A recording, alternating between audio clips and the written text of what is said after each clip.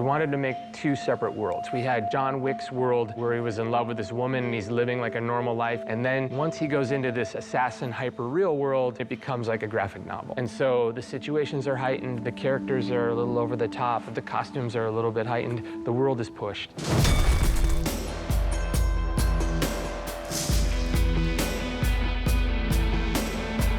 The underworld of John Wick has a formality to it, which I found really attractive. It's like everyone is really sensible and human and sophisticated in a way, and good. We try to explain a world that is not seen for other people, the hidden world perhaps in New York.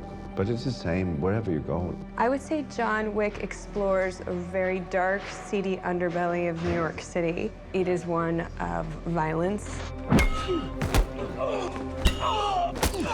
and very, very dark characters. Chad and Dave created this distinction with costume, with color, with the cinema that they use. So there are a lot of cues, architecture that you walk into that let you know that you're in this other world. You know, whether you're walking into these doors and you open a door and, whoa, there's a club, even though you've gone through the basement.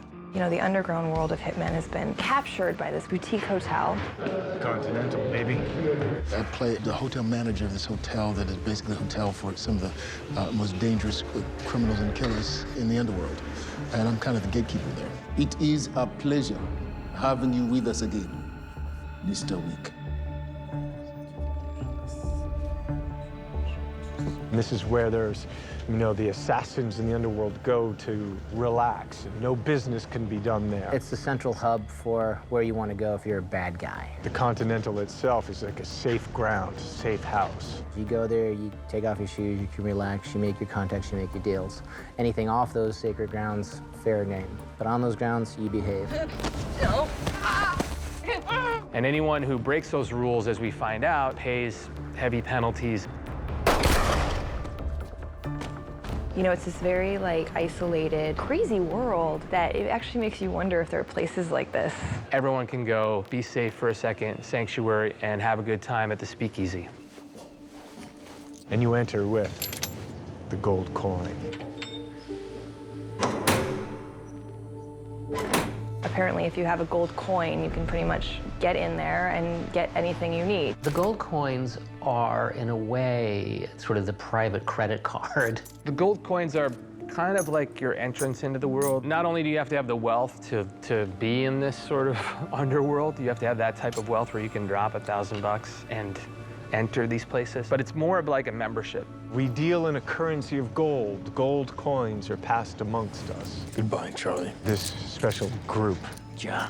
You can get somebody to come remove bodies for you. You can get a doctor that's not going to go to the cops. That gold coin identifies them with each other, and it's their way of moving through the process. One side of the coin is peace and violence in one character, and the other side, there's a lion for strength and a shield for protection. Because these coins also, if you've got one, you're protected. Underneath his work table, he is buried literally a treasure chest of gold coins, weapons, and his suit, John Wick's suit. In a way, it's almost like a costume and the tools of his trade. When John Wick opens that trunk, you see everything. When Marcus opens his cabinet, you see everything. You know, playing an assassin opens up the toolbox. We don't deal with poison, but we deal with guns and fighting. And we do some knife stuff.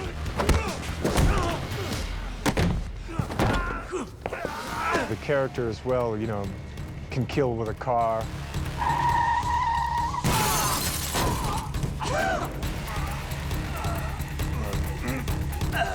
It's that wonderful idea that, like, a great cook would select the right knife. You've got John Wick and Marcus, and they're going to select exactly the right gun at the time that they feel is the perfect thing for what they're going to go do.